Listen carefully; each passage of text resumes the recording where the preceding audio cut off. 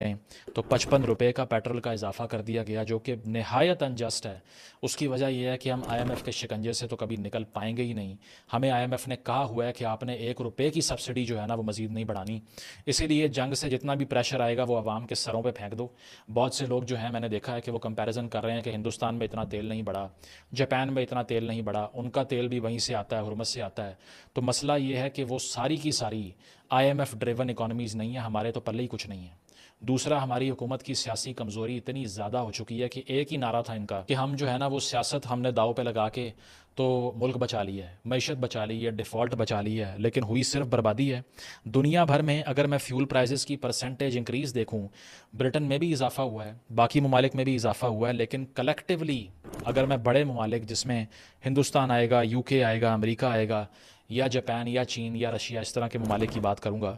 تو global inflation یا پھر جو گیسولین پرائزز کی جو ہائک ہے وہ 10% سے زیادہ کہیں پر نہیں ہوئی۔ پاکستان نے ایک جھٹکے میں 20% کر دی۔ ٹھیک ہے، اس کی وجہ یہ ہے کہ انہوں نے سوچا کہ ٹیکس تو ہم اپنے آپ سے لے نہیں سکتے،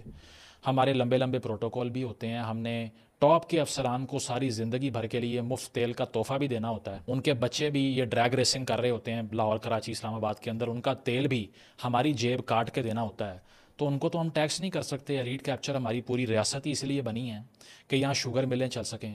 یہاں $18 بلین کی سبسڈی کا ایک ایکو سسٹم لگ سکے، یہاں بیوروکریٹس کو جو فری سبسڈائز تیل اور بجلی ملتی ہے اس پہ کوئی بات نہ کر سکے۔ تو کیونکہ پرکس انجوائے کرنے کے لیے ہم پیدا ہوئے ہیں اور 24 کروڑ ہمارے غلام بھیڑ بکریاں پھر رہی ہیں، تو کیوں نہ پھر ان کی جیبوں پہ ڈاکہ ماریں۔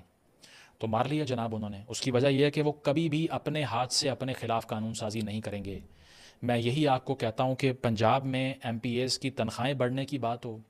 ایم این ایز کی، اسپیکر آف دی اسمبلی کی، کابینہ کے لوگوں کی تنخواہیں بڑھنے کا مسئلہ ہو، تمام پارٹیاں ایک پیج پہ کود پڑتی ہیں، اس کے علاوہ نعرے بازیاں کرتی ہیں، حقیقی آزادی، ووٹ